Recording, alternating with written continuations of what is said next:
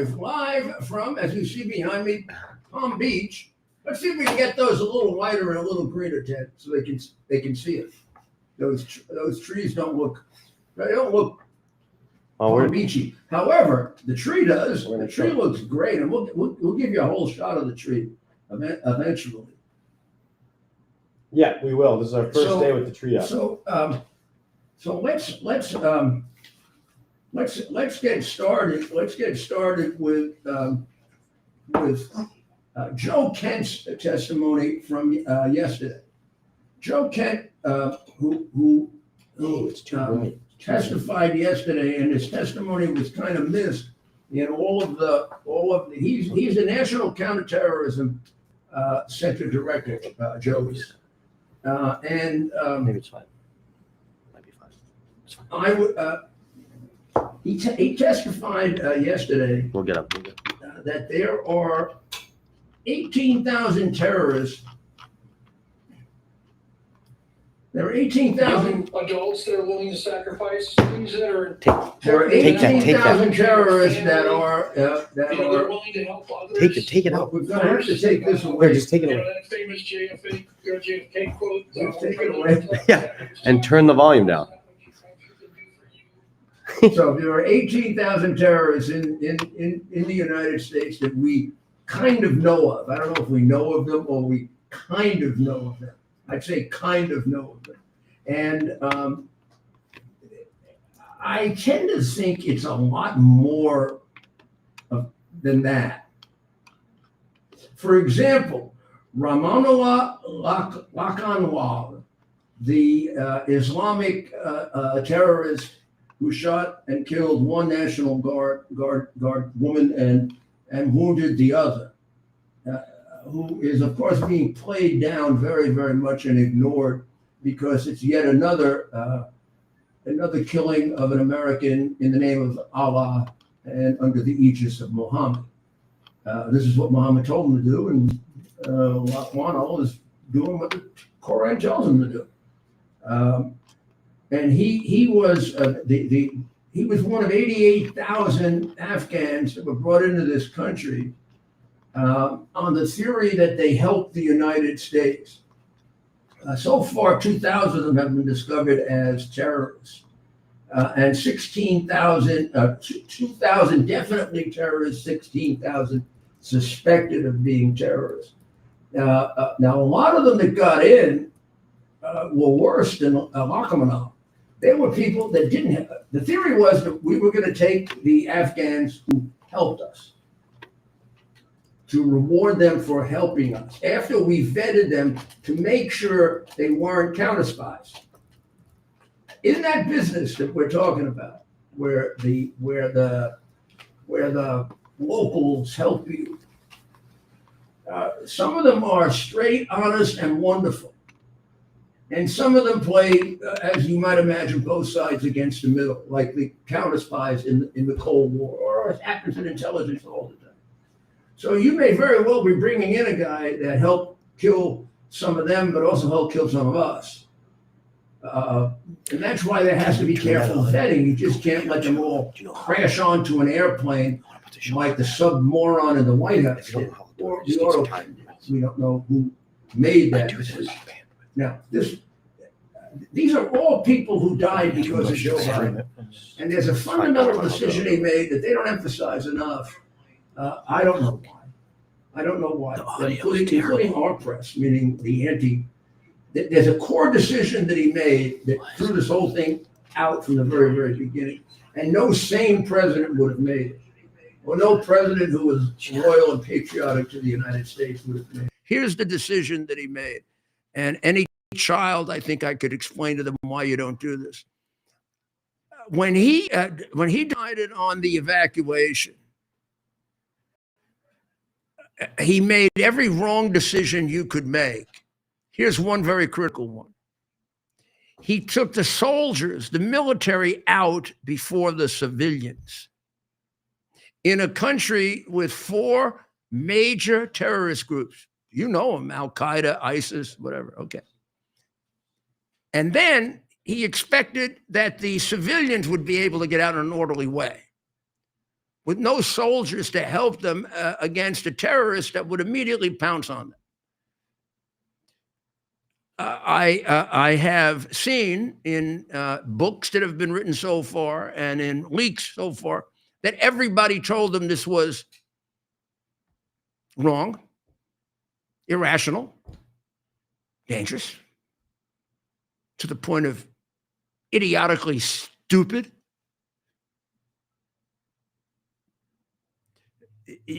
I just want you to think about, I mean, I've sat in the White House a lot of different times with two different presidents and a little bit with two others. I've never heard anything close to that degree of idiocy, either when I was in the White House or about a decision. I think a child playing soldier would know how to make a better decision than that. Right. You take the soldiers out before the civilians in a country that has 4 terrorist groups that have been held at bay for 20 years that are dying to pounce. First of all, you don't pay attention to any of your military that's telling you that, because you're fooled by the fact that in 2 or 3 years, Trump had such control over the place, no Americans died. But Biden, you're not Trump. You're an ignoramus. You're a coward. You're known for being an ignoramus and a coward. Nobody respects you. And you're a crook of massive proportions. And only the American press denies that. The whole world knows you're a crook. You don't think the people in Afghanistan know that we elected a massively crooked president? Everybody in Ukraine knew it. They know it now. So We can play some of the only difficulty now is they're all in. All these Afghans are in. This is just a big general statement, but just obvious. Some of them were people that really helped us and deserved that treatment. Some of the people that helped us were double crosses and don't deserve that treatment. And many of the people didn't help us at all. They just snuck in.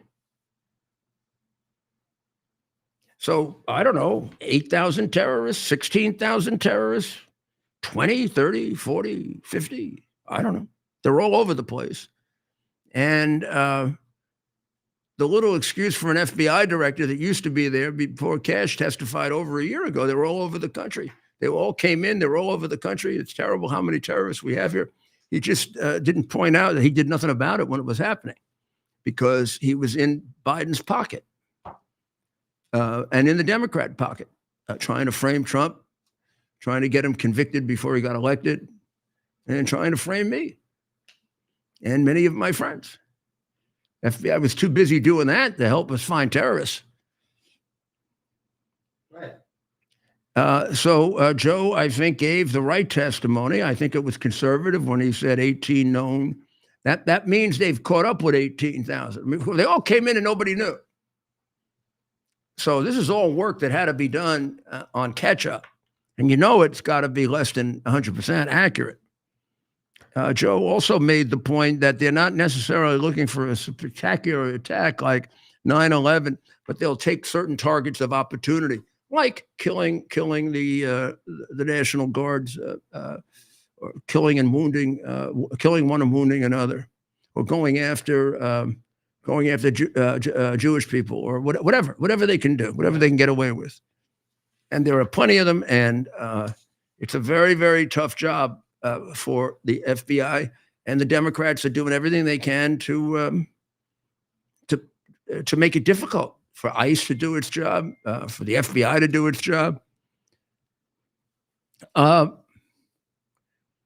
There's sort of a report that Kristi Noem and Homan are disagreeing about something. It doesn't seem to matter because they've closed the border completely between the two of them, And I can't think of two people that are doing a better job than the two of them. So if it means that there's some I don't know, bad blood or whatever, maybe it's better. No, I had people in my administration that hated each other, but they ended up with great results. So I just left it alone. I mean, you have to have run something as complicated as New York City or the military or to understand what I'm saying. But if you did, you'll understand exactly what I'm saying. There are times when the babies who run things like that hear that some of the people that have worked for them are fighting and they get all upset. Babies get upset. Real leaders understand that's what happens when you have strong-minded people, all of whom think they're right. And sometimes you let them just, as long as you're getting the job done. And then if you have to, you bang their heads together. Right. That's right, Mayor. So I don't even bother printing it. You got nothing to print, so you print all this crap. And who knows if it's true? I mean, anything you see that isn't attributed to a source, immediately figure there's only a 50% chance that it's true. Right. And I'm probably being generous. Because if it was true, you wouldn't mind putting your name to it. Exactly. That's a very good point, Mayor. Well, going back to our great NCTC, government loves their acronyms. I hope I can put you boys on TV. They're quite spiffed up tonight. We put the ties on, Mayor. The two of them are spiffed up tonight for the Christmas tree, I guess. Do we light the Christmas? Have we lit the Christmas tree? We've lit the Christmas tree. We've got extra lights on the Christmas tree, Mayor. Okay. They put this Christmas tree up so fast you can't imagine. Yeah. What was that? That was a turned off monitor. Okay. That is actually the spare studio for the election night coverage. It's dedicated just for that. Yeah. So you've got the Christmas tree. We don't have a camera on the tree itself. But we'll get one. We'll get one. We got to get more lighting. You can use that camera you were walking around with, Stephen, and show the tree. It's hard. Yeah. We did that last year. Technicals. Yeah, we can do that. Yeah, well, he's looking at me with this. We can do that. Well, you don't want to say no. Mayor Giuliani asked if we can do something, right? The last thing you want to do is say no. You know what I used to do with my assistant U.S. attorney? My head, and we'll get there. I'd come up with a theory for a case, right? Right. But it would really like the one in my book, the RICO case on the Biden crime family, right? That's right. I mean, those are the kinds of cases I'd come up with. I'd sketch it all out. I'd sketch it out, and they'd say to me, "It's impossible." Right. And we could never put that together within the statute. We couldn't do it. Right.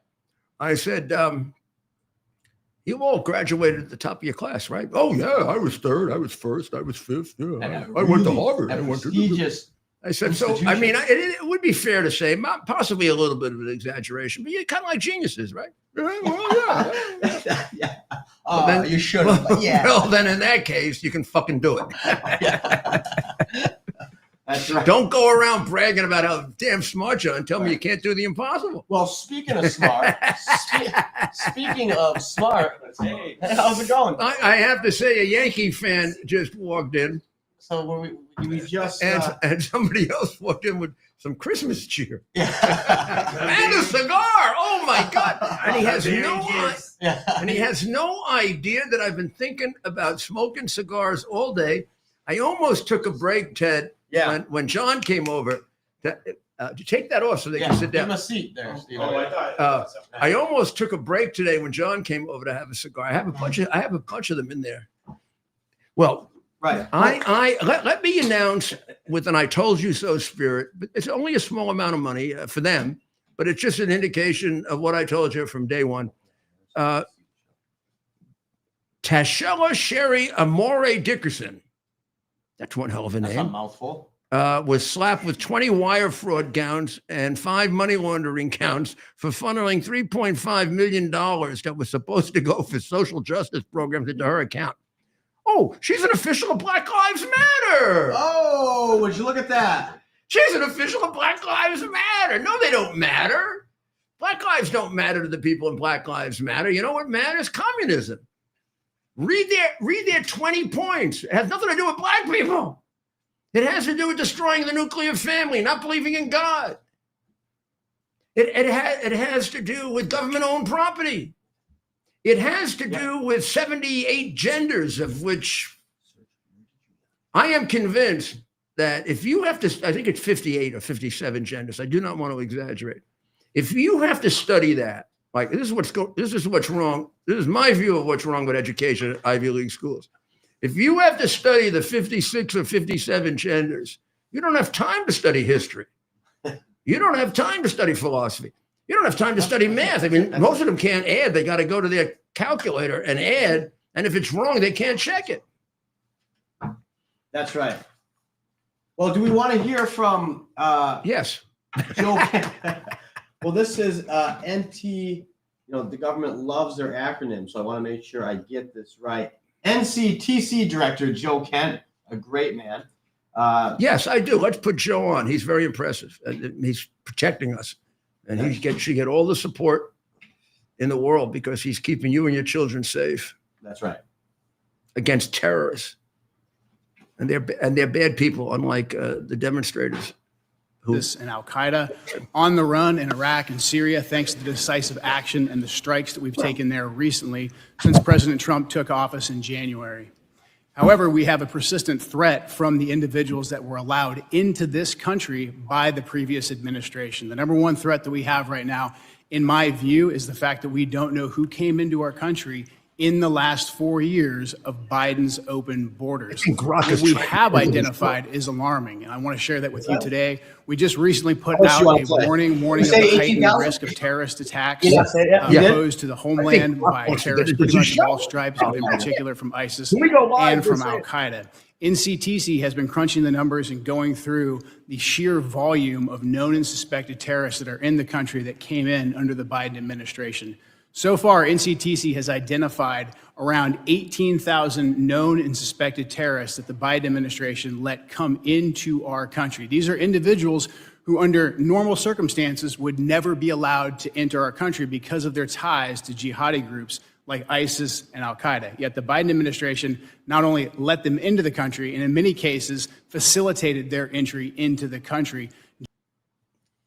You know, it makes me feel good to look at Joe Kent. Now, I know Joe for a long time, and he has a very, very important job ahead of counterterrorism. And that's, I mean, you can't get a more serious job than that. And when I look at that young man, I say to myself, we're okay. We're okay. We got people like that, we're okay. Or if I look at Kristi Noem, the way she put down that old bum of a senator, a congressman, Benny Blowhard. Benny Thompson, who thinks that the murder of an American soldier is an unfortunate accident, but the killing of the death of George Floyd, perennial criminal, was a national tragedy. I mean, he should have a statue so that other kids could follow his example of being a degenerate drug addict all his life and beating the shit out of women. What's wrong with these people? So, you know what it really is? Aside from communism, money. They all want money and power, but don't discount money. So this is Benny Thompson. I'm not saying, same. Do we know how much money Benny's worth? You want to just put down his net worth? Yeah, let's just take a shot. I mean, I don't know. It could be Benny's not worth very much. Right. So the Republicans now have made sure that Obamacare is getting no additional money. The revelations in the last couple of days about the frauds in Obamacare are hair raising. Well, too bad I don't have any hair to raise. But you got a little bit of hair up there. Yeah, but you can't even see it. Yeah, this one just went up right here, poof, like that. I mean, it's absurd. Like they do a test to register fraudulent, non-existent people to collect fraudulent, non-existent claims from Obamacare. And they are successful 60% of the times, getting money for non-existent people. The other ones were just a matter of luck. They don't check. It's like voting. You don't have to have identification. You don't have to sign. You have about 2 years to vote. And if anybody tries to identify you, the person's racist and put in jail. Obamacare. I'll make a very bold statement.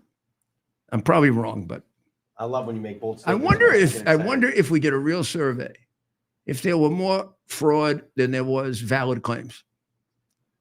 It's close. Fraud would have to be at least at about 35% from the studies that they've done so far. And they haven't really spent a lot of time studying it. I mean, the solid ones like that one there where they went out and caught those people, or all this stuff we're seeing with the Somalis is Medicaid fraud. Right. So if you include They get money theoretically for somebody having a replaced hip, or which never happened, and then they hand it over to somebody who buys a house, or somebody who sends it to the terrorist group in Somalia, or to maybe the politicians, and that's why they're so wealthy. Ilhan Omar, and we're gonna go through her marriages and the circumstantial evidence of whether she was married to her brother. You know, it's so difficult to go through her marriage that I had to do a chart. It's so difficult to go through her marriages, her illegitimate children, her who she was married to, the close proximity of the name of the guy she was married to her father. The witnesses who exist who spoke to the press that she was married to her brother in order to fraudulently make him a legal American resident, which is a crime for which you go to jail for 20 years if it's you or me. But to collect all that evidence in just a short period, I had to do a big chart so I could understand it.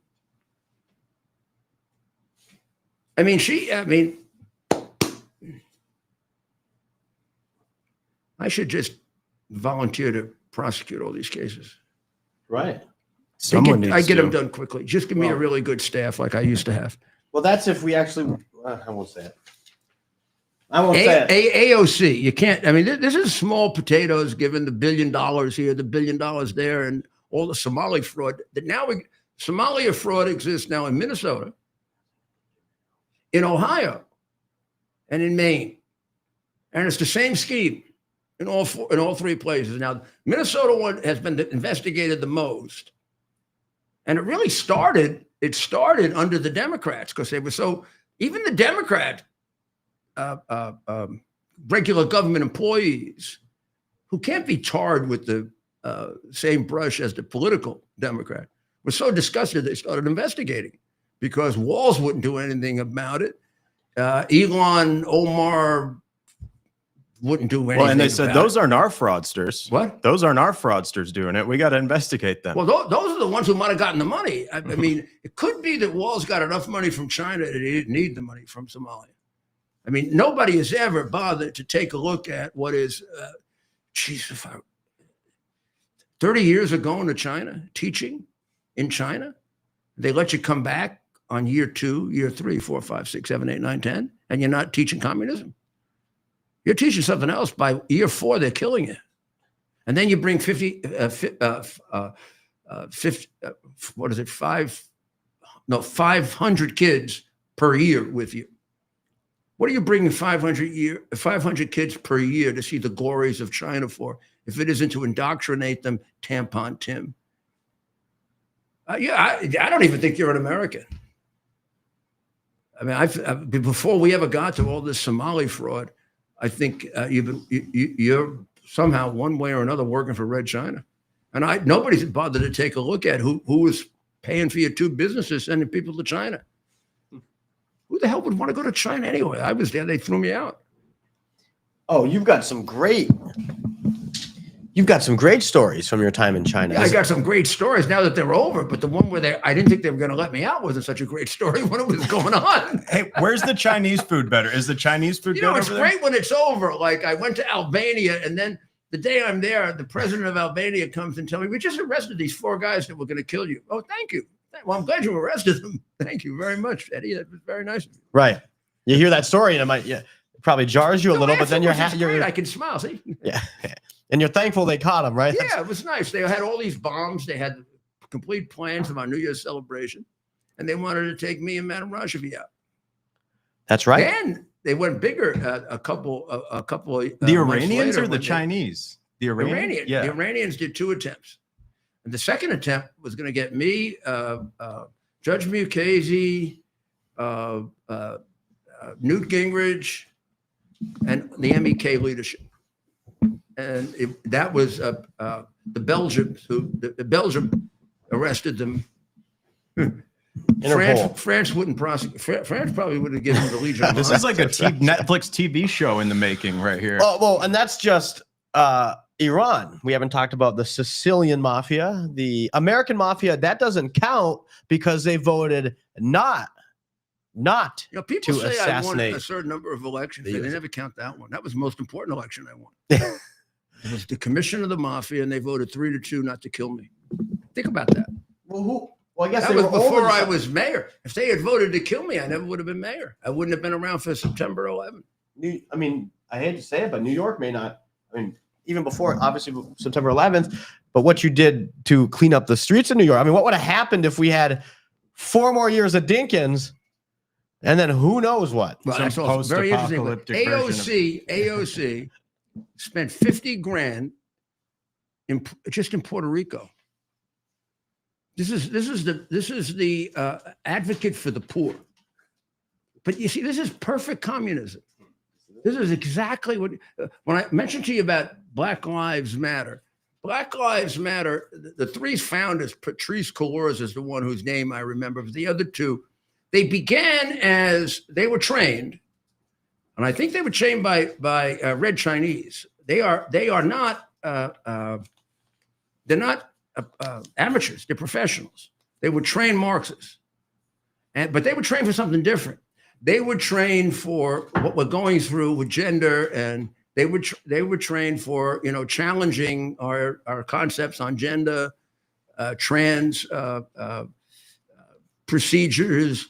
They called themselves lesbian advocates.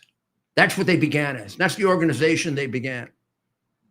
But then they saw the opportunity with a murder that could be exploited of collecting money around the idea of police and going after the police. So they made their pitch for money. The police, going after the police. They made the pitch, defunding the police, fry them like bacon, right? Oh my gosh. Something And like- worse. And worse. Oh man, that one went wild. That probably led to more police attacks, more police shootings. It led to about 6 police officers being killed in Dallas, Texas, the first time it was done. And they saw how much money they could make going after the cops. And they changed the focus of Black Lives Matter to going after the cops. This is before George Floyd. Because they weren't collecting any money with this lesbian shit. So if you look, so the first time I heard of Black Lives Matter was when the police officers in Dallas were killed. I followed all the police shootings and police killings. And I read, I did something that people like Benny Thompson, they don't do. I read. Even the New York Yankees didn't read because they honored Black Lives Matter. Have you? I have not been back to Yankee Stadium. And I read immediately about them. And they had a 20-point description of who they are. And it said nothing about police. It said nothing about Black lives. It was all about Marxism. It was all about Marxism and destroying our morality. Because that's what Marx wants to do. He wants to crush your morality.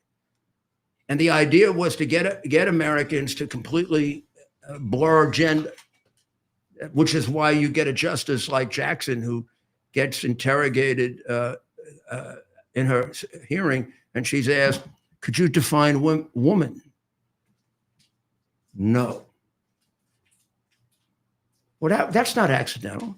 That's what they were about. That's what they were trying to do. That's what they were trying to create in America. A blurring of gender, a blurring of sexual morality, a blurring of common sense sexual distinctions like man, woman. they got interrupted in doing that because the big cash was with police brutality.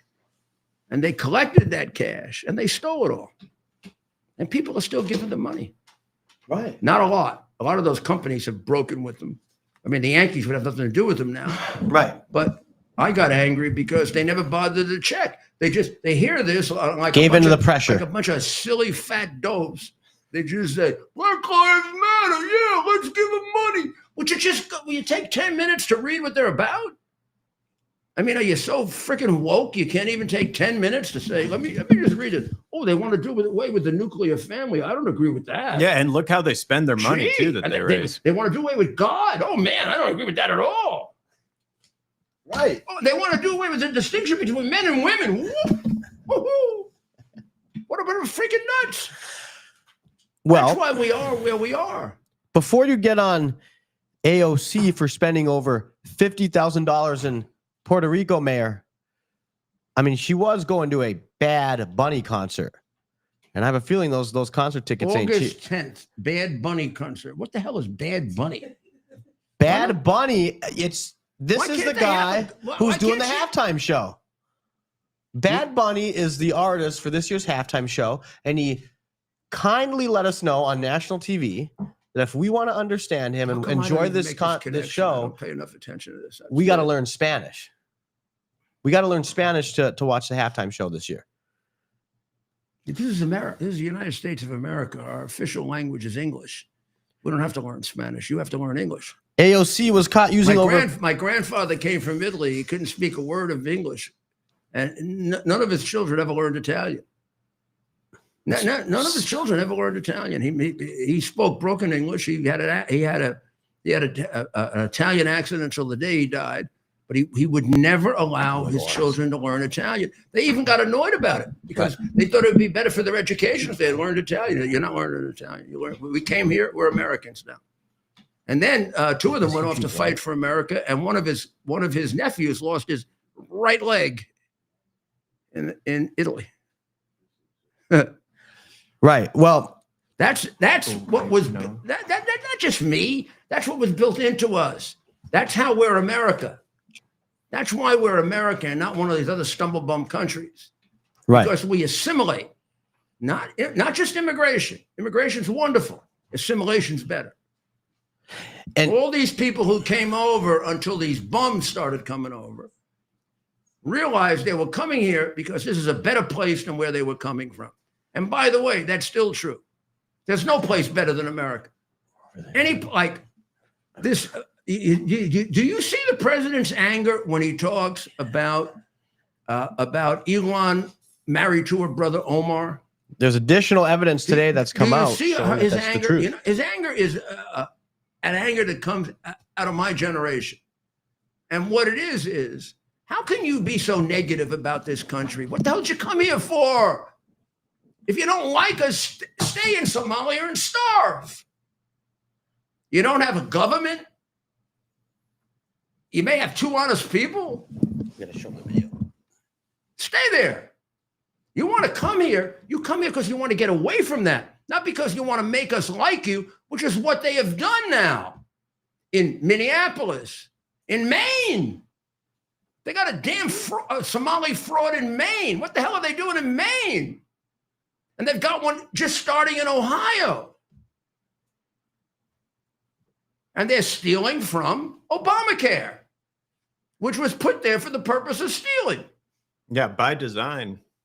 Particularly the increase by Biden of giving Obamacare and Medicaid to people 5 times above the poverty line is absurd. It's completely absurd.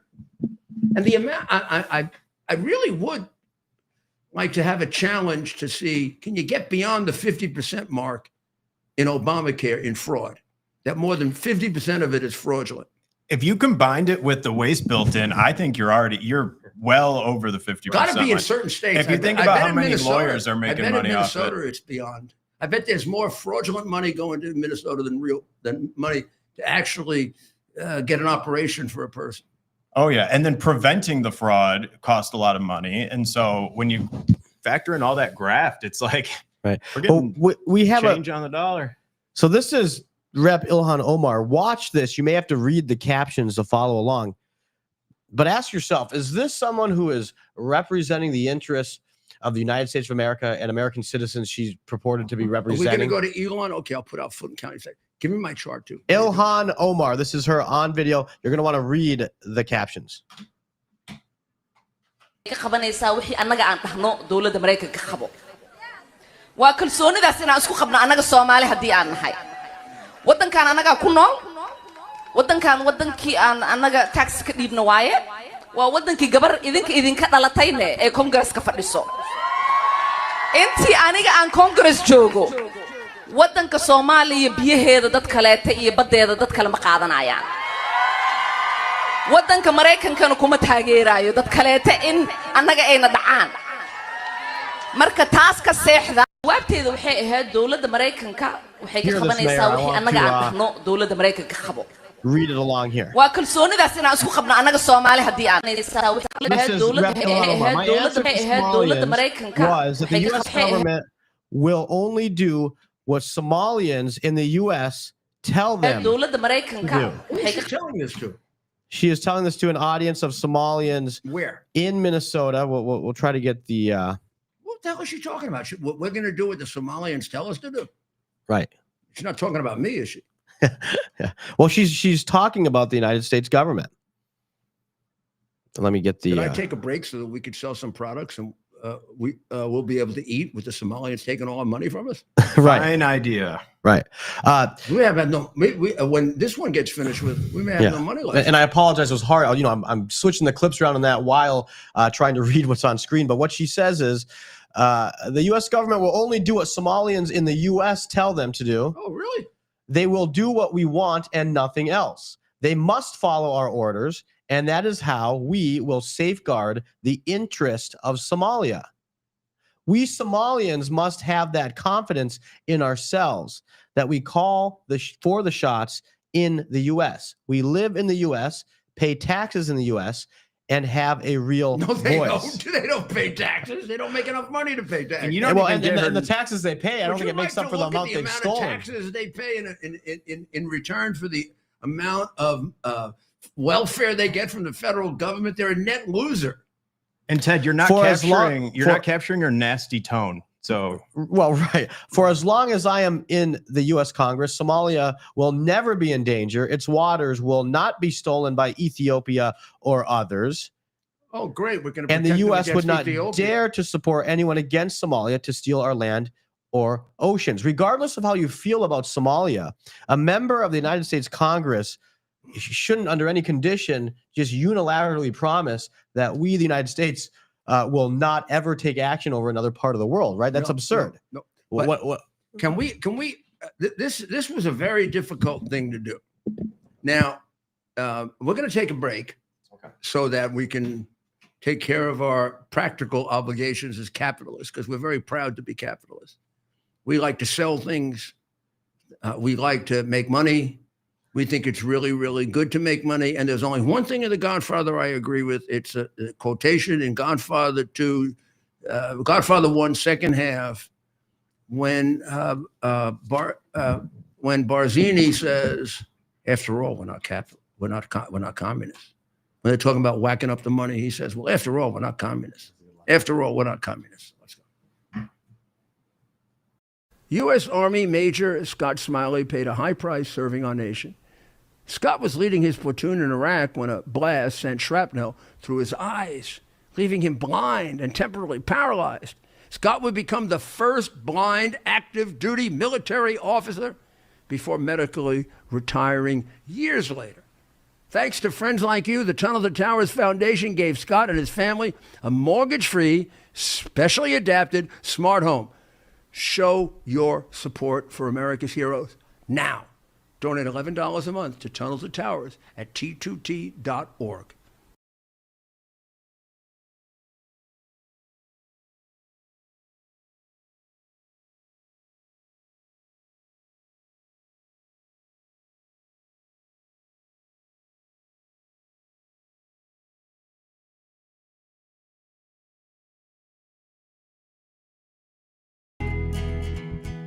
Here we are, pretty much at the beginning of the process here at this pristine, I call it a laboratory. It's not like a factory, it's like a hospital. This is the beginning of the process for roasting. Deep grain, very good quality. Most people don't use this quality. We deal with small farmers because they like to know who we're dealing with. They give us the highest quality, all organic, non-GMO. You should know all Arabica beans, no Robusto, all Arabica. They're gonna go into the roaster and it'll get roasted for about 20 minutes or so.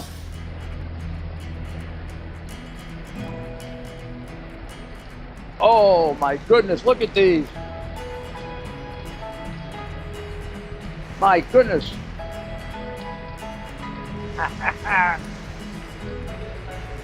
You're going to want to specially order these.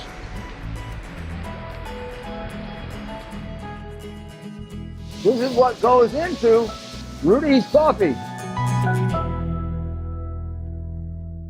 Are you ready for some action? I'm ready for action. Get the Elite TV plan only through the portal. 218 channels, and it's only $69.95 a month, Wow. including your free portal. That's cheaper than everyone else. Your favorite sports, movies, news, Wow. even daytime dramas. We're talking about ESPN, OAN, Newsmax, Wow. channels you can't get anymore in certain areas. Compared to the competition, this is a way better deal. Endless selection. Not to mention all the free music channels. There's over 700 premium and classic movies all ready to go. Wow. Plus, they got catch-up TV that allows you to go back and watch what you've missed or want to watch again. Cut your cable in half and get twice as much for free. Way more channels for half the cost. After the first year, the subscription then drops to $57.95 monthly, Wow. where you change or upgrade anytime. Go to QUXNow.com and get yours today. Use promo code RUDY. Act fast. These deals are selling out.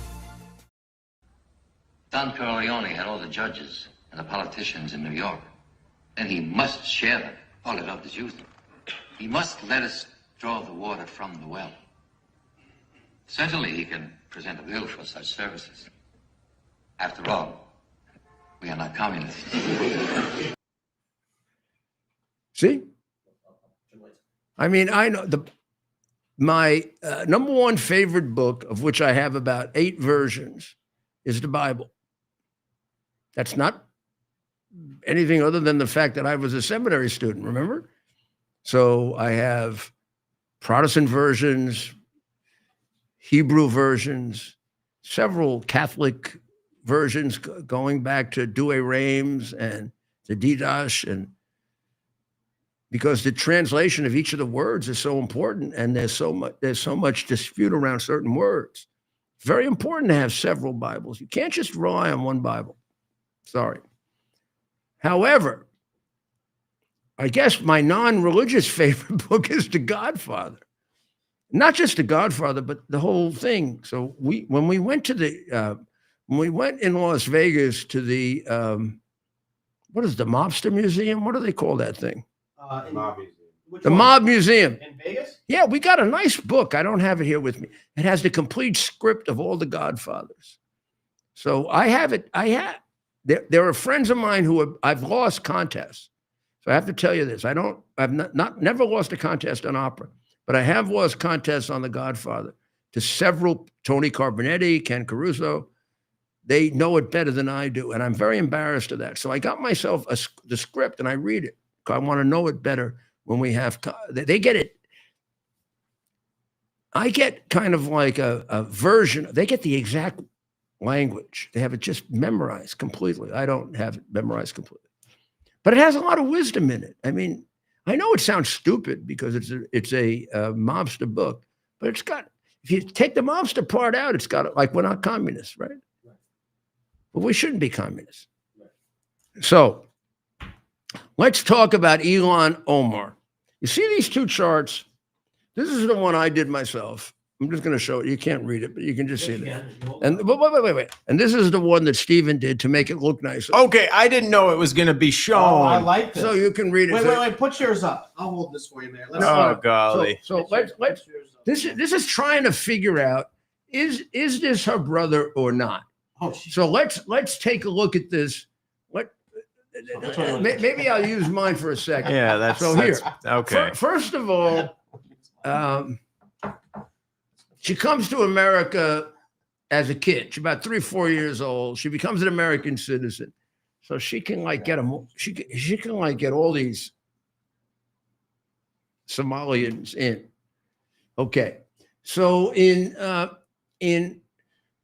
20, so the marriage history we know of begins in 2002. She has an illegal marriage to Ahmed Hershey. Now, what do I mean by illegal marriage? She's a Muslim, and she has some minister do a wedding for her that's never registered. So it doesn't exist as a Muslim marriage or as a Minnesota marriage. But she's living with Ahmad Hershey. Okay. That's her first discernible boyfriend or lover, right? Then in 2003, she has a baby with Ahmad, illegitimate, Isra. Then she has another one with him in 2005, Adam, and Ahmad Hershey. In 2009, somebody comes along named Ahmed Ilnay, who suspiciously has almost all the same names that she has and looks to come from the same father as she did. What do you call that? Somebody who comes from the same father that you came from. What do we call that in America? Brother. If my father and mother, right, had a female baby, what would it be to me? And you were your parents? Your sister. Are you guys like? I don't know, this is like your sister. My sister. Right? Yes. My sister. Right. So this one looks like it comes from the same father as she did. Not only that, the name is very, very suspiciously similar. And you look at the pictures, they look like their brother and sister. But he comes along, Ahmed Ali Elney. So you got to watch this Ahmed thing. They're both the lover and the illegitimate husband and father of her first 2 children is Ahmed Hershey. Her brother is alleged brother is Ahmed Elmi. Ahmed Elmi, however, is 100% completely gay. No dispute about it. He ain't producing no babies. But she marries him so he can become a citizen, arguably. She then has, while she's married to him,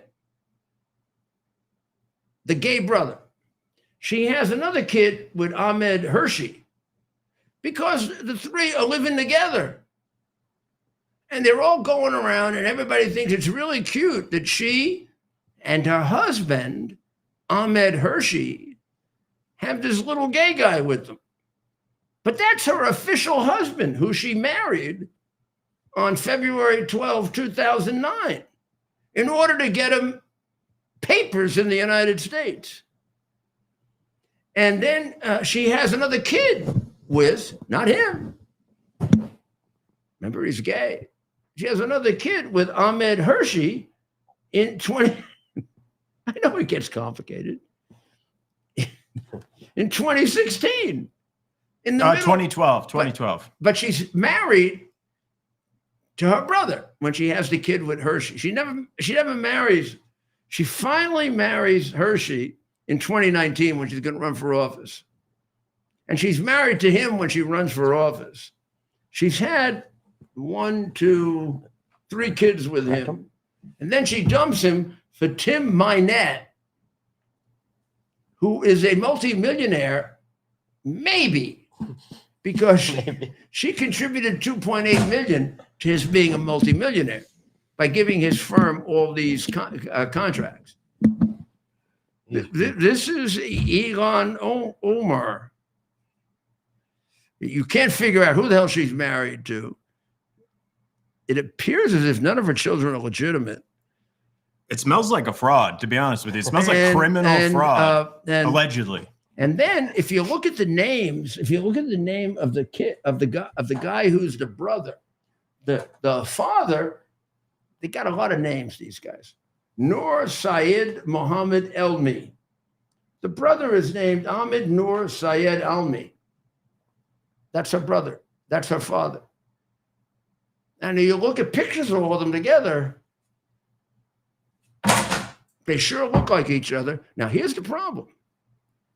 You want to prove this in court, which I would love to, because you could deprive her of her citizenship or put her in jail for 20 years. They have no records in Somalia. You think they have wedding certificates in Somalia? They don't have ugats in Somalia. You know what ugats means in Italian? It means nothing. But could DNA, a DNA test perhaps? Yeah, let's show do it? a DNA test. Hey, Elon, how about we get a little blood from you and Elmo, or what the hell his name is? But he's hanging out somewhere in a gay joint in England. I wonder if he likes to go back home to Somalia. You think they treat him nicely there? Nobody wants to go back home to Somalia. Yeah. Nobody wants to go to Somalia. Maybe he'll go to. Instead, what they want to do Palestine. is pull down money in Minnesota, Maine. Maine? Can you imagine they got a big fraud in Maine, Right. similar to the fraud in Minnesota, except in scale. They're doing exactly the same. The Somalia community in Maine is doing exactly the same thing that they learned a fraud. And the fraud is to sign people up fraudulently for Obamacare, Medicaid, because nobody checks. And then you put in false claims for all kinds of very expensive procedures. And then you get the money and you use the money to buy things. Beautiful cars, beautiful homes.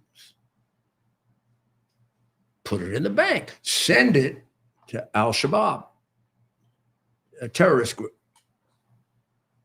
So you thought it was just limited to Minneapolis because Tampon Tim, Elon Omar invited them into Minneapolis. It's not. It is now spread to Maine, and that investigation is quite far along. Now, the scale of it is smaller. The amounts of money are smaller. But it turns out that it's in 3 different cities in Maine that the Somalians are stealing blind from Medicaid. And now there's been an investigation hidden in Ohio that looks like it might start to challenge Minnesota. So I don't know. Ohio, we'll get Mahet Cook, a good friend of ours, on the program. It looks to me like when the president says he wants to throw them all out, I thought at first maybe that was a little bit of an overstatement. Right. I really think something serious should be done about investigating this fraud with Elon Omar. Because this is a terrible abuse of Congress, to have an enemy of the United States in Congress. And the president's frustration with how negative she is on America is so quintessentially American. I mean, if we're going to reestablish this country, it has to be a country on which people come here because they love us. If you don't love us, go someplace else. That doesn't mean we're perfect. It doesn't mean it doesn't mean we're super perfect. It means we're just better than everybody else. And we are. And it's not, and we're lucky. And we have to be allowed to say that. And damn it, I used to get really angry at the ugly American who would be arrogant about it. God just blessed us. And therefore, we should be humble with other people. We should help other people. But if you tell me America isn't the greatest country on earth, then don't come here. Right. Don't come here, Elon Omar, if you want to tell me how terrible my country is. Stay in your shitty little country and see what you accomplish. Or another way of putting it, Mayor, is, she's talking so much about the interests of Somalia. Go back there and fight for your country, fight for your people in Somalia. She talks this big game about Somalia and how she wants to represent the people there. Yet here she is in the United States, working in Congress. Your Honor, I propose exhibit number 1 in the trial of fraud against Ilhan Omar. This is Your Honor, this is Exhibit 1. This is a text from Ilhan Omar to her father wishing him happy Father's Day. It's the same father as the person she was married to, Ahmed Ilmi. Here, Your Honor, here's the text right here. This would be proof in a court of law. She's sending a happy Father's Day to her husband's father as her father before they got married. Happy Father's Day to my Abo, Nur Sayed. I am forever grateful to Allah for giving me the best father, also the father of my soon-to-be husband. Are we gonna do the same thing we did with Biden? We're just gonna make believe that didn't exist, that isn't there. That you cannot get marriage licenses. What do you in Somalia? Give me a break. It's not even a country. And of course, they'd give you a phony one. Mm. Yeah, you can probably get any marriage certificate you want in Somalia, actually. But you got this. Wishing happy Father's Day before she married her husband to her husband's father, who's her father. Also, take a look at them. They look alike. Newly revealed documents show Ilhan Omar wed Ahmed Elmi, who some say shares her dad's name and family ties while still married to another man. Alice to sneak Elmi into the United States and get him legal status. That's called immigration fraud. It has a penalty of 20 years. Nobody's above the law. Remember? Tish James said that. Nobody's above the law. That's the way she said it. Yeah, that's right. Tish James, a grand jury once again, Mayor. I believe this was yesterday. Oh man, failed to indict. Where was it? In what communist part of America was it? I believe it's still the Eastern District of Virginia, no? Or was it reassigned? I don't know where it is. But okay. So now let's go to your favorite story of all. Because this is all he's been obsessing on this. Chet has been obsessing on this story. He's the Michigan coach. It's a bizarre story. I agree. I grant it's a bizarre story, but you're a Michigan guy, and this is like the second coach in a row that fell apart. Well, that's not totally true. Jim Harbaugh won a national championship, but there was a lot of but he was a cheater. Yeah, so there's a he was the bad brother between the two Harbaughs. Jim and John and therefore Harbaugh. He John lost Harbaugh's the Super Bowl because God controls the Super Bowl. I got to say, growing up, it almost seemed like it was a rare occasion to not have a scandal within, state football circles, right? With Michigan State. Yes, and of course, Michigan. Is Michigan basically crooked? University the whole Michigan. Well, I think the university system kind of breeds it. Is the whole system. The one time I dealt with that guy you put on the phone with me, it seemed like the whole thing was crooked. So we won't go into I don't know how private that was, but we did speak to a decision maker. He was pretty crooked. Oh, a big liberal, big time Democrat. No, wasn't a liberal. He was crooked. Yeah. Well, but back to the story. Sharon Moore. I know the difference between liberal and crooked. Sharon Moore was fired as head coach of the University of Michigan football team. Can you light yourself up a little bit? And just hours later, you guys are so handsome and you look so dark. I didn't bring my jacket. I don't have my jacket today. I look like so white. Is it still too white? Yeah, but why don't you get a little white off me and put a little more white on you? Yeah. I don't even have my. That can't. I want to get the boost that we get when the girls, the women. Excuse me. When the women put. Can I have his phone number, please? Right. So if you look that dark, you're not gonna. We gotta show them how. Well, if we have a lot of moving parts I did here. have us lit up pretty good. Yeah, pay a little attention to you guys, not just me. So the ex-Michigan coach. Nobody cares about me. Ex-Michigan coach Sharon Moore has been charged with felony home invasion and released on bond. Moore is He facing went nuts, right? He is facing 3 charges after he was detained by police following his firing from Michigan on Wednesday. Wasn't he going to knife somebody? He was charged with third-degree home invasion, stalking and breaking and entering or entering without breaking after his detainment on Wednesday. He was later released on $25,000 bond, with his next hearing scheduled for January 22nd, 2026. He was detained by police in Saline, Michigan, a town next to Ann Arbor, hours after he was fired for cause by Michigan, after the school said it had found evidence of an inappropriate relationship with a staffer. The home invasion charge is a felony punishable by up to 5 years in prison and a $2,000 fine. The stalking and breaking entering charges are misdemeanors, punishable by up to 1 year in jail and a $1,000 fine. So they found all these things on his email where he's flirting with these fitness people, women online. So they're going to use that against him, right? But then they have him flirting with hundreds of college girls, meaning girls, I guess, at Michigan, right? This was a maybe even 32-year-old staffer. But the staffer got a big pay hike.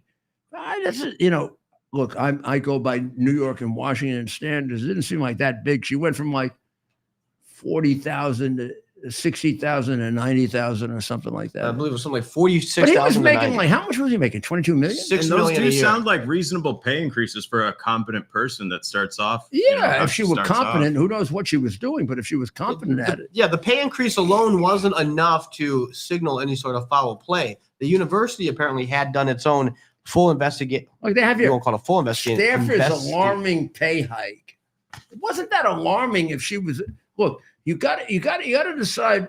You got to understand the underlying evidence first, right? Was the pay hike because she was? That would be a reasonable pay hike for a very good employee. Right. If you're It not also paying, could be a pay hike for an employee who was giving other benefits, right? right. Or yes, you could totally justify a But pay it hike doesn't like that. suggest one or the other. Right. Doesn't, Maybe doesn't she took- prove one or the other. Right. Maybe she took on the responsibility of 2 people. The follow right. Well, and sometimes you'll pay someone close to you more she ratted to him get out. it back yourself, but he doesn't need that Right. money. That's But what when it all came down, she went into the police and said he was harassing me, he was doing this, he was doing that. So she was not exactly. He didn't pick the most loyal mistress. But did someone put her up to that? During the arraignment, the prosecutor said that Moore and Maybe. the victim, who called police on Wednesday, had an intimate relationship for several years. Our victim broke up with the defendant on Monday morning. She presented that's a- herself to the school. Oh yeah, it's a long. I mean, that's well into it. Monday morning. That's well into the whole thing to break up with. Plus, they wanted to get rid of him. He was a black coach, and they had a hard time getting rid of a black coach. Right. Well, there is that woke DEI element at a place like that Ann isn't Arbor. woke. I think this is a legitimate. If I were a prosecutor, I would not consider that woke. And you know how much I hate What woke. woke? You wouldn't consider it woke to determine when to fire an individual and to take into account their skin color? Yes. But I would consider it as something that would mitigate against the fact that maybe he was all that guilty, and they were trying to frame him. Okay. I get what you're saying. So the time they were woke, maybe or not, right? Yeah. So everyone says that Harbaugh, right? Jim Harbaugh, the former coach. You know my feelings about Jim Harbaugh and his brother, right? Right. You're a I big think it's like it's like Cain and Abel, like the good brother and the bad brother. right. I go back to the Super Bowl, and I read all those things about them and how they grew up, and I just came to the conclusion that there's something. Please, Jim, don't get all upset. But you need help. There's something. Your brother should help you. Your brother is a great guy. He's a wonderful guy. Super Bowl champion. God helped him win the Super Bowl to show that Cain, is still the brother.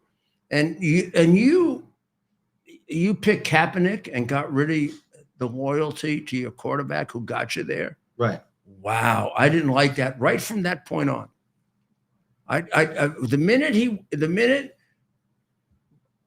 The quarterback again, tell me. The quarterback? Yeah, the quarterback he got rid of for Kaepernick. Oh, Alex Smith. Okay. Alex Smith, I believe who got hurt. Now, Al Smith got hurt, He but got hurt. I believe he had a perfect record up until then. He was very good. He has Perfect having a very good year. So now he gets this flashy black guy, Kaepernick, who's running around like a madman, who forgot everything that Fran Tarkenton learned. And I'm not a football expert like Ted is, but I am. I do believe that I'm a expert on quarterbacks who come out of the pocket because I love Fran Tarkenton. Right. And I knew right away this was a mistake. I knew right away this guy was going, I didn't even know what woke meant. He was going like, suck up to blacks. Right. He should have brought Smith right back, put him right back in the lineup. He would have won the Super Bowl. I began a big fight with my partner, Mark Mukasey, over there. From the very, Mark loved Kaepernick. Right. Kaepernick was like, he was a young kid. Right. He loved Kaepernick. Kaepernick was cool. I said, this guy doesn't understand anything that Fran Tarkenton learned.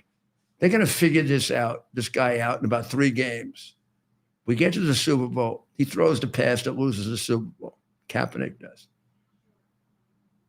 I don't believe Al Smith would have thrown the pass at the Super Bowl because Kaepernick got scared. Right. Because by that time, a smarter team and a smarter coach, his older brother, had figured him out. He figured out what they figured out about Tarkenton years ago. The Tarkenton worked his way around. Tarkenton had like a year and a half of driving the crazy nuts out of the NBA. Until they figured out how to station just discipline. Right. He's going to get undisciplined. You get disciplined on defense. And then you can cut him down and you can stop him. And man, the Super Bowl, and I knew they would get him. I knew it. And I knew this was a ridiculously stupid, woke decision by the inferior brother. Right. Right. And then he cheats at Michigan. A lot of potential. And then he cheating going on selects the black guy over anybody else. People say that was a woke decision. I don't know. That I don't know. This guy could have been perfectly well qualified. I don't have enough information to know whether the guy who now is in all this trouble was qualified or not. Right. He seemed like a reasonably good coach. He didn't have great results, but a lot of coaches don't right away have great results. Right. But he didn't have terrible results either. Right. Yeah. He was somewhere in that category where you can't tell yet. Right. Absolutely. Like he lost a couple of games that people were disappointed in. Yeah. Maybe he didn't have quite the team. He won a couple of games that he shouldn't have won. Yeah. So I don't know. He was still being measured. Right. Yeah, I would agree with that. And then he lost the big game, right? Lost Ohio State, which happens. I mean, and they wanted to get rid of him, but they may still be in the mindset. Getting rid of a black coach is tough. Right. So they got to frame it. Right. So I don't discount that completely from this. I put it over here. Right. I don't think it's the biggest factor, but I'm not discounting it. And I think that's a good that's a good breakdown, Mayor. I agree with that. And you pay more attention to this. I should let you explain this because you understand Michigan football a lot better than I do. Right. And he probably is a critic. But it'd be nice for people to be here before we wrap up. I know more the cultural aspects of it. I went to a lot of U of M and MSU football games. So what do you think? Is this a legitimate charge against this guy, or are they framing it? I think that they all these schools have a culture of a little bit of a mischievous culture, and I think they selectively kind of choose to go after what they choose to go after for whatever reasons they have. So he probably did some bad things, but he was probably targeted because of other things, like he didn't win, or maybe he had a personal problem. We don't really know the behind the scenes stuff. Let's say he had Michigan now where Indiana is. Oh, he's not fired. Would they have touched him? No. Absolutely not. You're right. They would have. No, they would. These are business people. Suppose he was on his way to the national. Suppose he was on his Very way. good point, Mayor. Suppose he was on his way to the national championship. It gets me confused. round. Yeah. It's more complicated than the NBA, Major League Baseball. It is. They're all going to play each other, right? And they left out Notre Dame. Screw you. Oh, gosh. That's no good. Screw you. How's Because they're that? Catholic. Yep. That's what I think. But in any event, I'm actually kidding a little. Suppose he was on his way with an undefeated. Well, the last game he lost was Ohio State. Ohio State. Okay. Suppose he had beaten Ohio State. Would they have done this? There Would would they have been a have chance covered they'd be it in the playoffs, so there's a very good chance they wouldn't, right? No, he's dining. He's dining with all the people who knifed him. He would have covered up. They'd have Right. covered it up. Right. That's Yeah. terrible. That's terrible. So how valid is this? I mean, Well, none of it's. This is the whole look, point. he's It's having an academia. affair with his assistant. He's the first guy in the world who ever did that.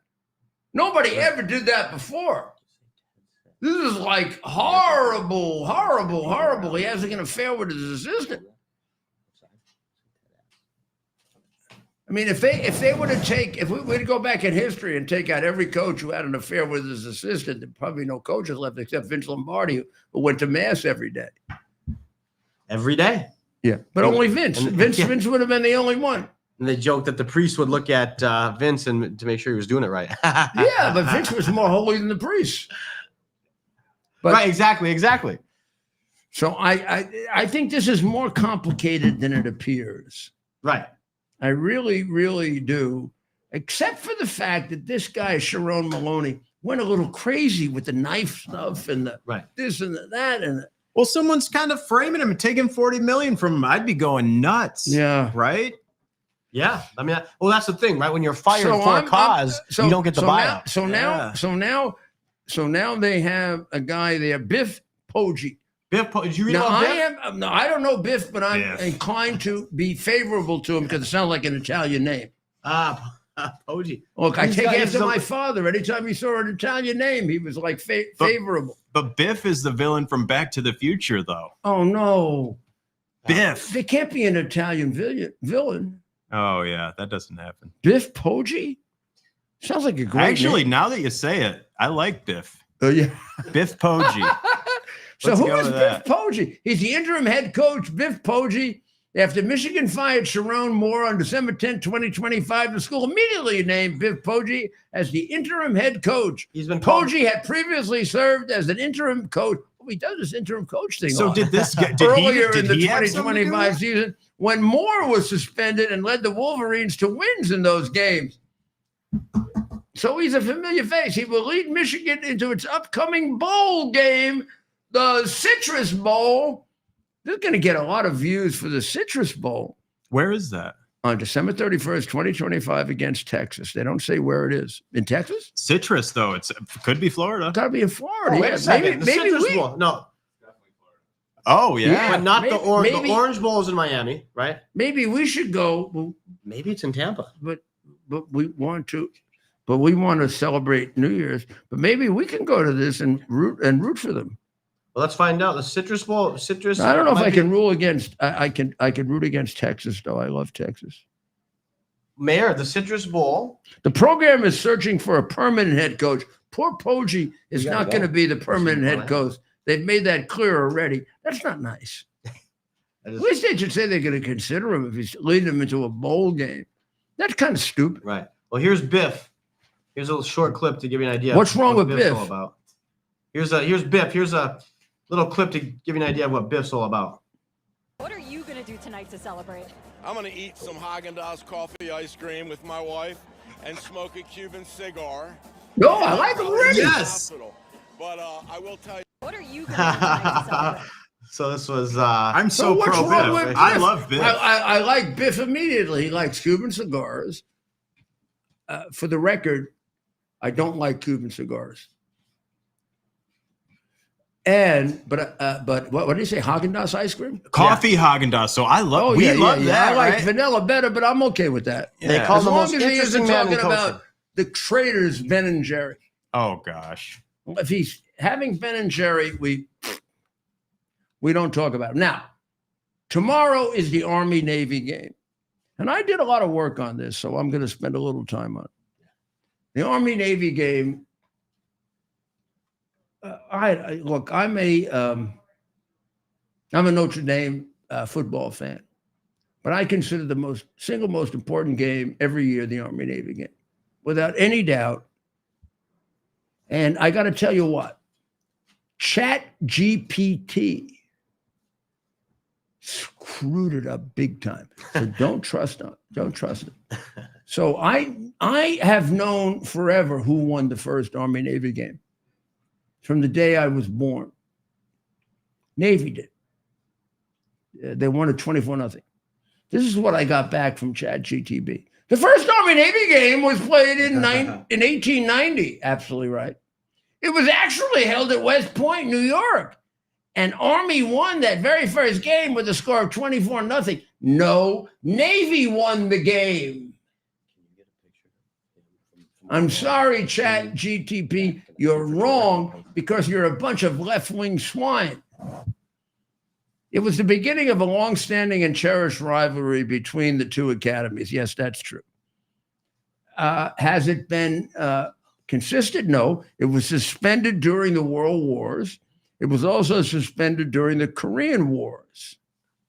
But by and large, it's gone on since then, right? And my goodness, it's a tremendous, tremendous rivalry. So right now, Navy leads 63-55. Wow. 63 wins for Navy, 55 wins for Army. It's been up and down throughout the years. And Army is making a kind of comeback from a long, long streak of Navy wins. And I have to say, I was involved in some of those because I was very involved with Army because when I was U.S. Attorney, they were in my district, and I used to go to all the Army games, and I taught classes there. So I am very much an Army fan. You have to only be because of that, and I guess because it's in New York, and I love West Point, and I used to go look at it like that. So I am an Army fan, so figure that into my analysis of all of this. So Navy had a dominant streak of 14 straight wins. Can you imagine that? How did that ever happen? From 2002 to 2015. But Army has come back, and it's won 6 of the last 10 matchups. So the 126th Army-Navy game is set for Baltimore tomorrow. And the president will be there, as he is always, and he'll go on both sides of the field. I don't know if there's a tradition as to where you sit first and second, but he'll be on the Army side, the Navy side. I don't have a lot of time. Now, let's look at tomorrow's game first. The Navy is favored over the Army. Navy is favored by 6.5 points so far. It could have gone down. This was earlier today. And the over is 38.5. Now, I don't want to give that because do not gamble on this game. You know, if you gamble on this game, you're not really an American. Why? I mean, that being said, $1 billion will be bet on this game. Gambling's unfortunately, Mayor. I'm with you. You shouldn't get this game is too sacred to get. Oh, I get what you're saying. It's between the warriors who will go to war for us to save our freedom. And what this game does is solidify them for that. So gambling on it is a infamia. I don't like it. You know, I don't like gambling. I think gambling is as addictive as drugs, alcohol, right? More than sex. Yeah, I was going to say, if we're listing things, right? Running and harder to deal with than some of those because we haven't had enough experience for dealing with gambling addiction. We only have like 3 or 4 gambling rehabilitation centers. We have thousands of drug rehabilitation centers. We have alcohol. We don't know what to do with these. Well, kids. it's a problem as old And as you know, time a lot too. of teenagers are becoming gambling addicts Yep. because of all this pervasive gambling that's It's going in your on. pocket, a slot machine and a sports book right in your pocket all So the I don't time. even know why I'm saying this, but let me just say that Navy is favored. So Navy has, but it makes sense. Navy has a 9-2 record. Army has a 6-5 record. Navy enters with a very, very strong offense, where Army comes in with their very, very traditional triple option offense. Now they've been running this damn thing for 35 years, and it's when they vary it that they win. So I hope the coach is creative enough to vary the damn thing and then go back to it when he needs it. So they do say that the rivalry is unpredictable. So what was the most famous Army-Navy game? I'm guessing one that Roger Staubach, is it? No, Roger Staubach is just a creature of your generation. The 1947 matchup. That matchup had 2 Heisman Trophies winners in it playing for Army. The game is well known because it featured the Heisman Trophy winner Glenn Davis, who played for Army. Army won that game 21-18 in a thrilling contest. It's also famous for the legendary rivalry atmosphere and the incredible performance by both teams. Now, Glenn Davis won the Heisman Trophy that year. The next year, Doc Blanchard won it, who was his mate in the backfield. I don't know if that ever happened before. The 2 running backs won the Heisman Trophy one year after another. Glenn Davis, Doc Blanchard, Mr. Inside, Mr. Outside. Doc Blanchard was Mr. Inside. He was the big guy. Glenn Davis was the outside guy. Their combination was absolutely iconic and led Army to tremendous victories. And Blanchard won the Heisman Trophy in 45, becoming he was the first player that won the Heisman Trophy from the military academy. Then Glenn Davis won it the next year.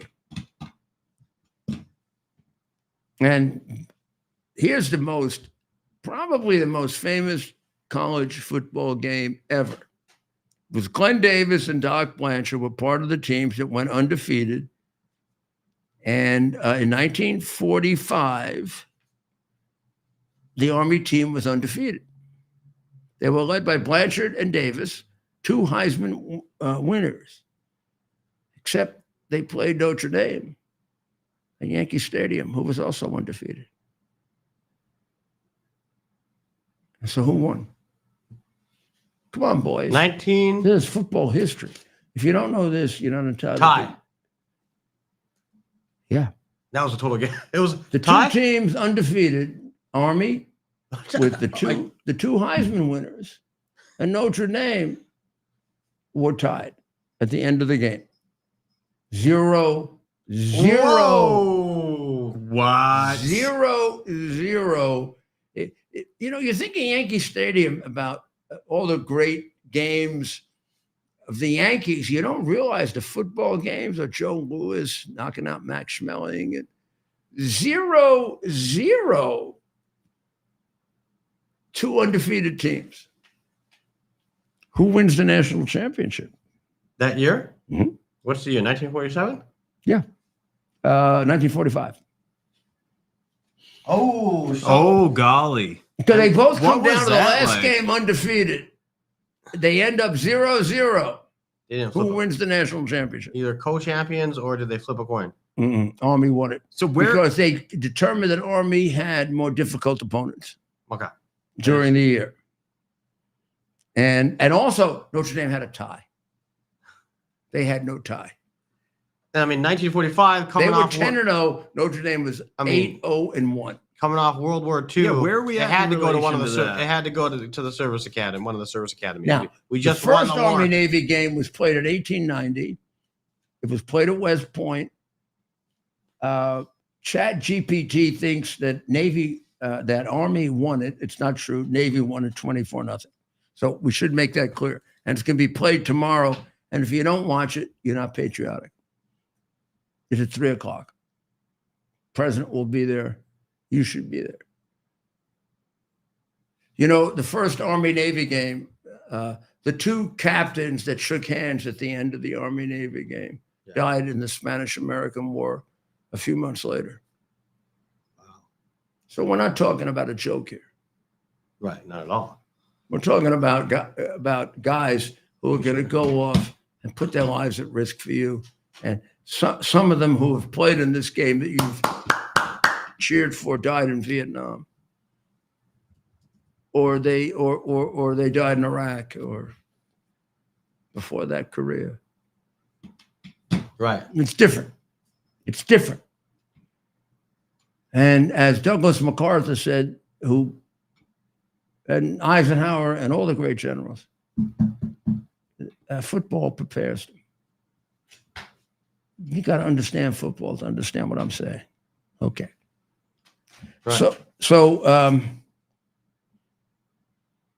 the United States, yesterday, flew 2 U.S. B-52 bombers in formation with Japanese fighters over the Sea of Japan. Why do you think they did that? Why do you think we did that? Over the Sea of You Japan? think that was just like, we'll take a little trip over the Sea of Japan? It was basically to say to China, we're with Japan, pal. And this is brilliant, because there's nobody in the world that the Chinese fear more than the Japanese. And the more we can do to do this to them, the smarter it is. Right. The more we can do, the absolute smarter. That was brilliant to do that. So Caroline Levitt, who I know very much admire, Ted.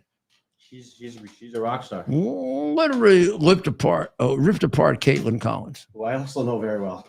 Who you know very well, really. But I mean, Caitlin Collins worked for the Daily Caller and Tucker Carlson at one point. Gotta point that out. Tucker. Caitlin Collins worked for Tucker Carlson. Sat right next to me.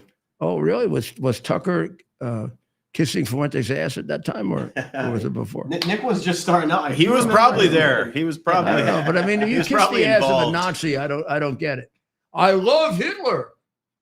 Okay, fuck you. I don't love you. I love Stalin.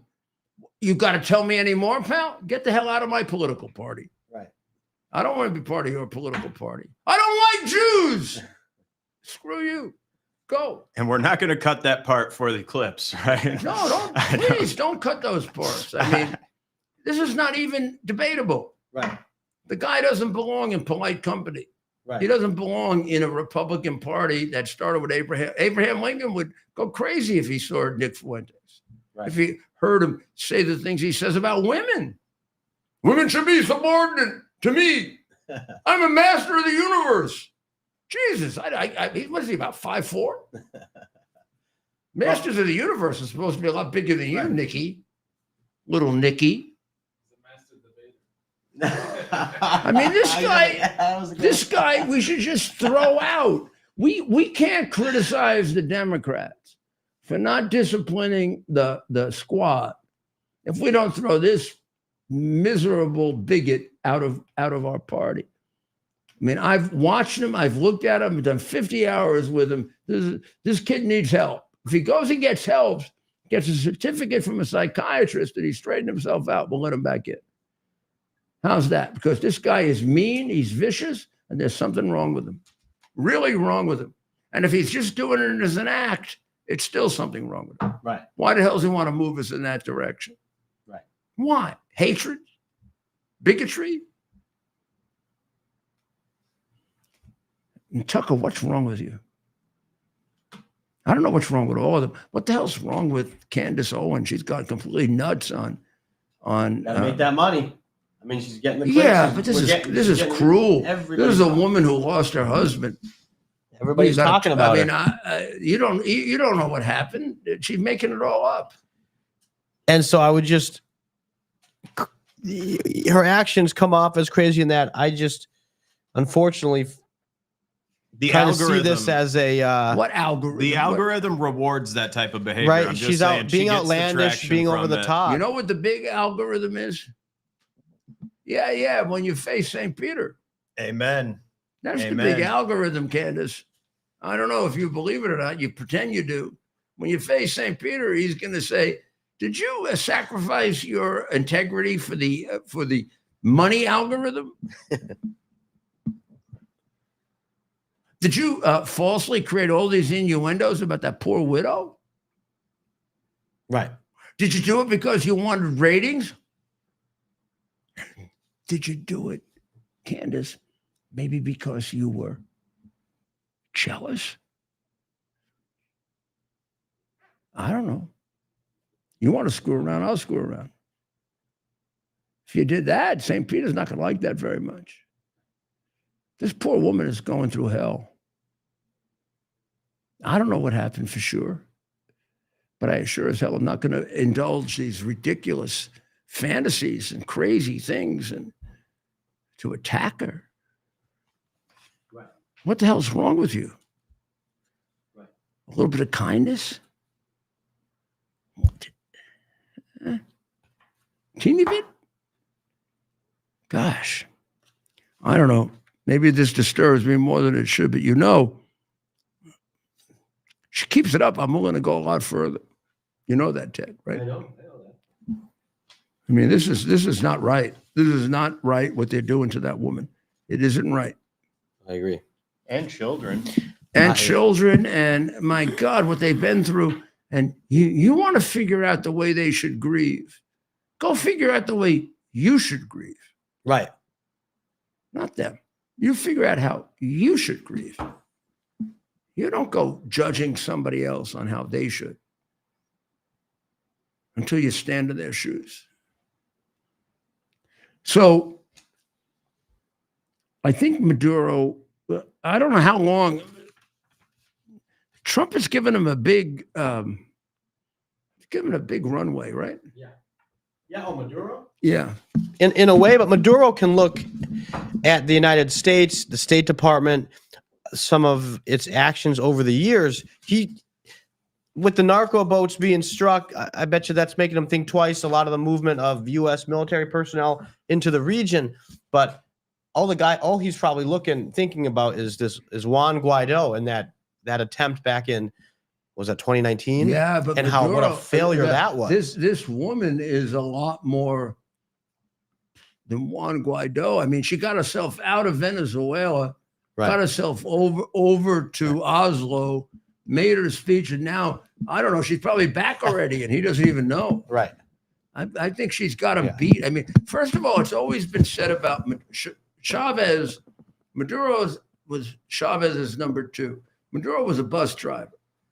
A lot of people say Maduro is not very smart.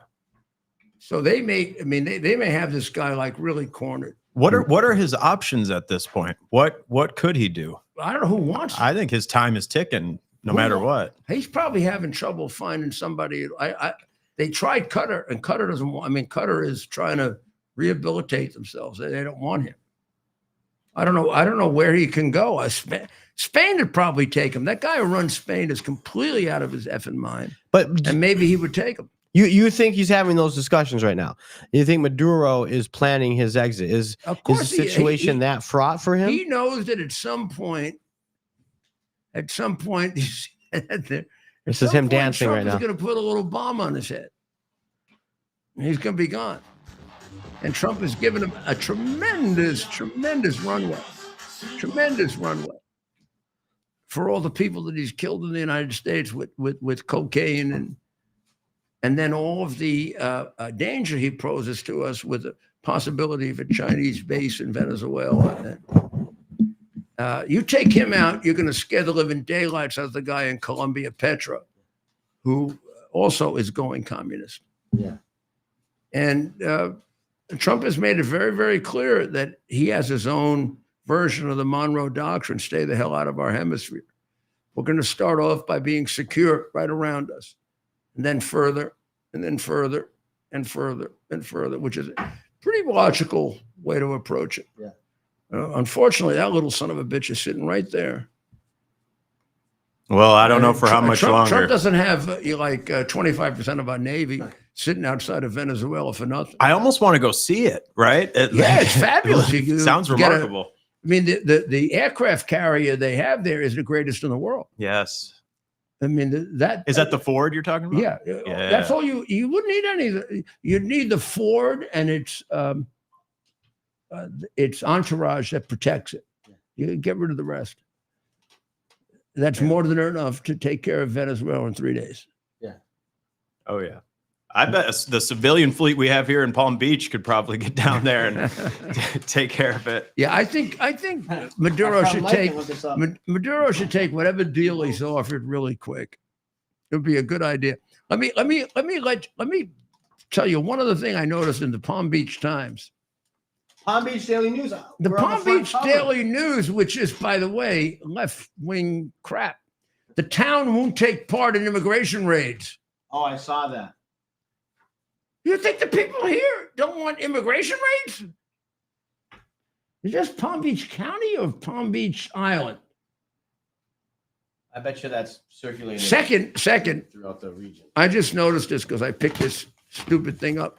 Believe it or not, this is another left-wing piece of crap. I'm going to put it in the bathroom later. Not for reading. West Palm Beach approves ceremonial renaming of Southern Boulevard for Trump.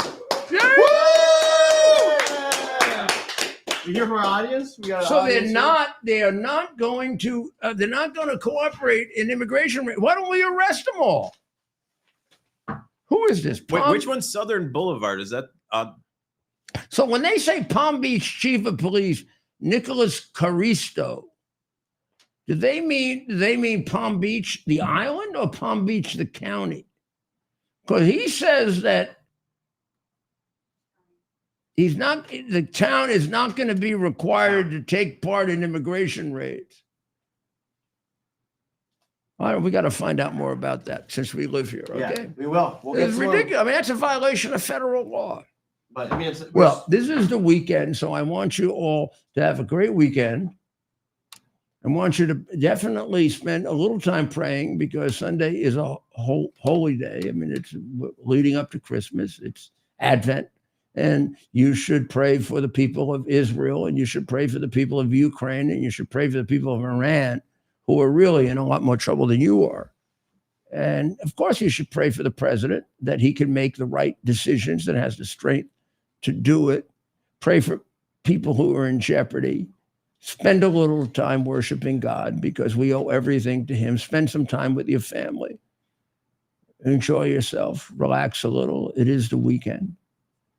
And then come back to us and we'll make you really nervous again on Monday, okay? But relax a little.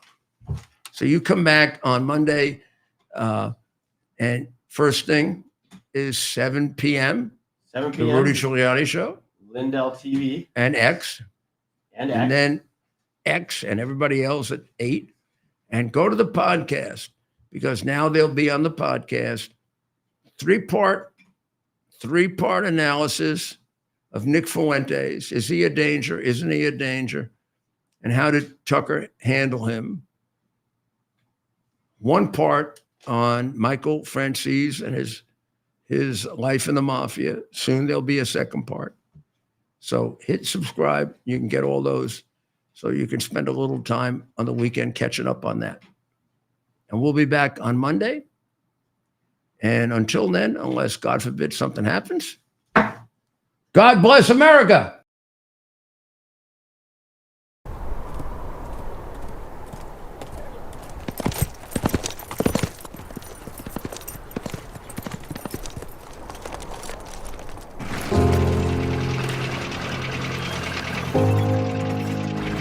From the very beginning, it's always started the same way.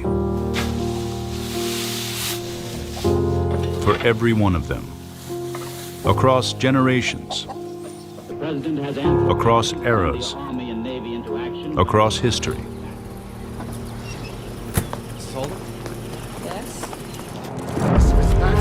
Over more than a century, they've all waited to get the same word. To get word that they've been chosen. Chosen to sacrifice. Are you kidding me? to dedicate, There's a letter. to serve. Dear Mr. Elliott. Dear Mr. E. Dear Mr. Holden. You've been selected for a mission. And authorized to report to the United States Naval Academy. United States Military Academy. 9th of July, 1960. 1921 before 10 a.m. 2001. Annapolis, Maryland. West Point, New York. So proud of you, son. Are you sure about this? Yeah. Did you hear that? Boy's going to be an officer in the United States Army. Only they know what it feels like to be a different kind of kid. The kind of kid willing to risk life for country. So many people ask, why would he ever commit to going to this type of an institution? It's scary as a parent. It's something I think every parent thinks about. But you're proud of them on the other hand, you know? They're actually giving up a lot of themselves to support and protect everyone else. How many people can say that that's what their kid decides to do? It's in his heart, and it has to be in your heart to defend the country. You can expect to be challenged academically, physically, morally.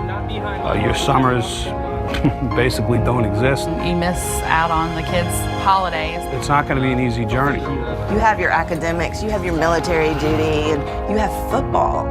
Yes, it is just a game, but a game that epitomizes everything they're here for. It's the only game that everyone's playing in it.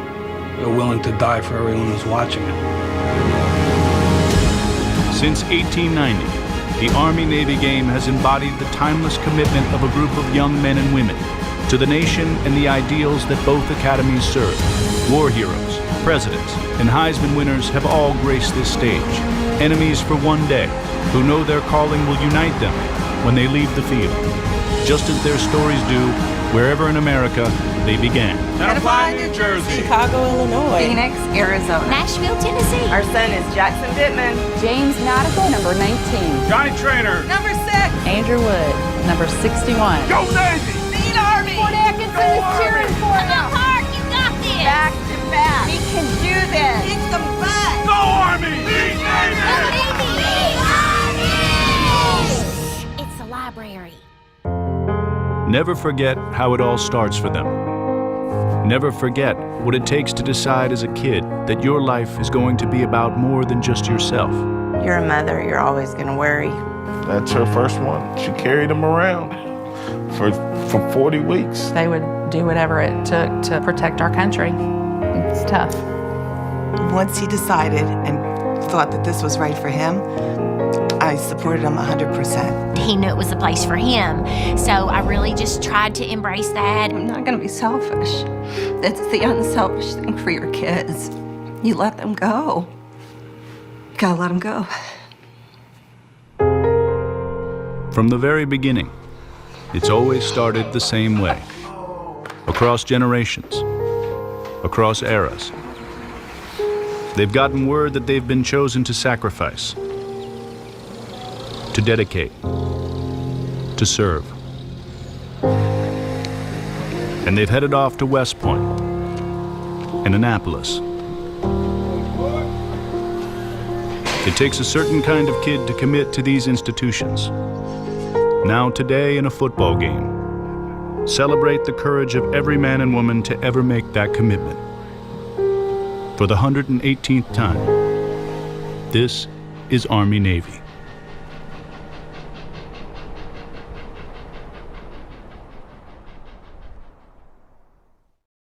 It's our purpose to bring to bear the principle of common sense and rational discussion to the issues of our day. America was created at a time of great turmoil, tremendous disagreements, anger, hatred. There was a book written in 1776 that guided much of the discipline of thinking that brought to us the discovery of our freedoms, of our God-given freedoms.